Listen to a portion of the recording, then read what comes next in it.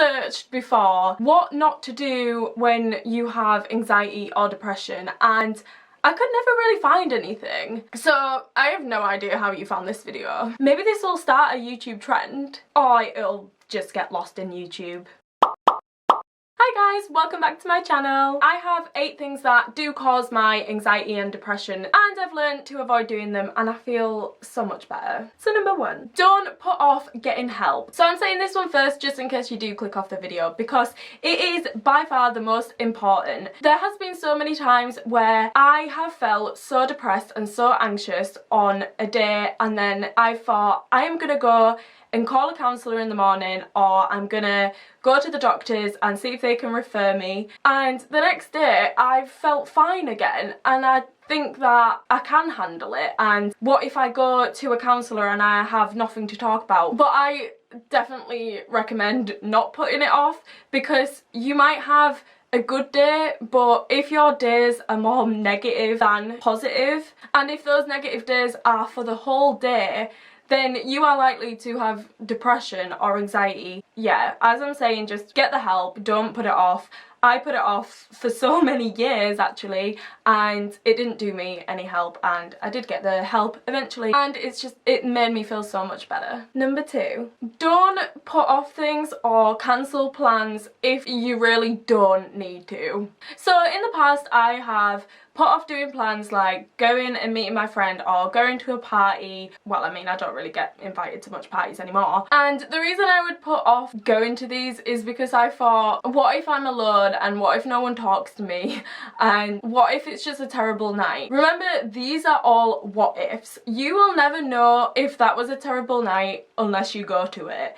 And obviously the first 20 minutes of a party is always going to be awkward, because really everyone is in the same position and everyone's kind of forced themselves to go. And if it is a rubbish party, at least it won't be a what if. At least you would have answered that what if. But most of the time when you do go out and meet friends, it will make your day so much better. I know it is hard when you do have social anxiety. Once you know that you can sit and talk to someone, because maybe those people are in the same situation as you, you will feel so much more relaxed. Maybe you could bring up that you were nervous about meeting them, and they'll probably say the same. Number 3, don't stay in a job that makes you unhappy. And I don't mean go quit your job because you hate it, because you have a job and that's amazing. A lot of people don't have jobs and they are struggling. But what I mean is, if you do hate your job and it is one of those jobs where you're constantly looking at the time, then maybe that job is not right for you. Just think about what you would actually like to do, and we only have one life, guys, and don't stay in something that you spend most of your time doing and hate it. Just go on the internet and see what other things are available for you to do. Number 4. Okay, this is some relationship advice. I feel like I have a lot of advice to give in this area, but I never use it for myself, so maybe I should listen to this one as well. So number 4 is, do not search your exes on social media, especially if you've just broken up. So what I normally do when I've broken up with someone is just block them all on social media, so you're not able to look at them. Most of the time when people have broken up with their exes, they do tend to use social media a lot more. I don't know why. Is it to show off? Is it because they have more time to spend on social media? I don't know, but usually your ex they're gonna be using social media a lot more, and by looking at their profile, it's just gonna make you upset, and it's gonna make you angry or jealous. Maybe they're putting things out there to make you jealous. And yeah, it's just not worth it. I think the best way to get over someone is just to completely delete everything. Number 5. So this relates to the previous one, and it is not to scroll through social media aimlessly. I used to do this all the time, especially on Instagram. And I think the reason why I got so depressed and anxious when looking through social media is because I am just wasting my time. Like, say you're scrolling through Facebook and you're reading things, but it's kind of just going straight over your head. And how many times have you just looked through your feed and you've put your phone back down, picked it back up again, and you're reading through the same thing thing again, and you probably don't even realise it. And I'm not to say that social media is a bad thing, I just think when it's actually taking over your life and you're ignoring the people around you, that is when it's bad. Number 6, don't live to impress people. So this obviously relates back to social media. I used to be so self-conscious of what I put on social media, especially Instagram. And I think what I used to do is think, what if I post this and it doesn't get as many likes as my previous photo? So if you get like 15 likes on a photo, that's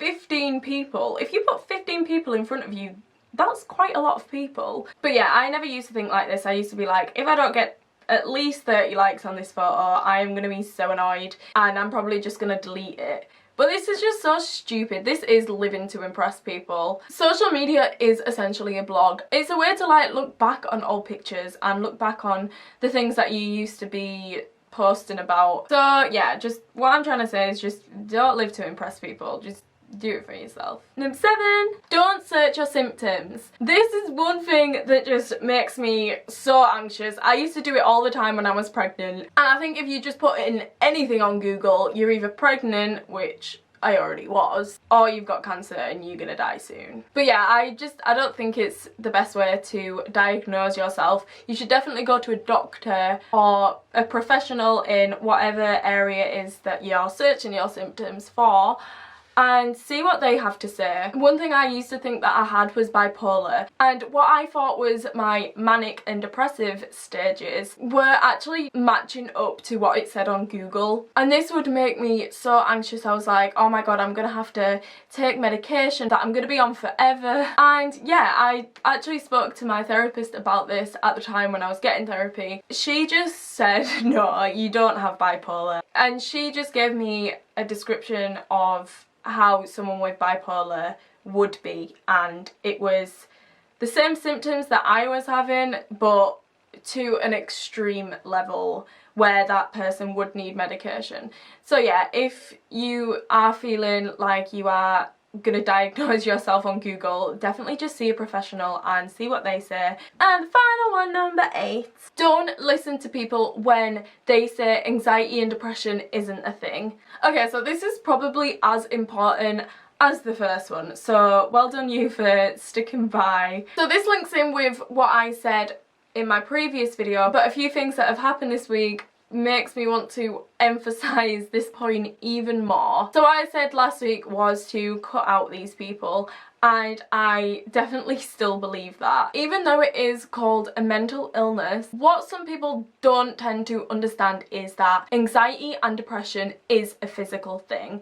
It is as physical as someone breaking their leg. I can get over depression, I can handle my anxiety, I know how to stay calm, why can't you? And that is the exact same thing as saying to someone with a broken leg, get up and walk, I can do it, why can't you? You can explain to someone so much what anxiety is, what depression is. They can witness your panic attacks, they can witness your postnatal depression, and they still don't understand. And if they are saying to you that they are going to understand, that they are trying to understand, but time and time again they don't, then cut them out. You don't need them at all, especially when you're in the recovery stage and you are trying to manage your anxiety and your depression. Then if you have these people in your life that have said that they're going to try and understand and they still don't, even though they have been with you throughout this whole time,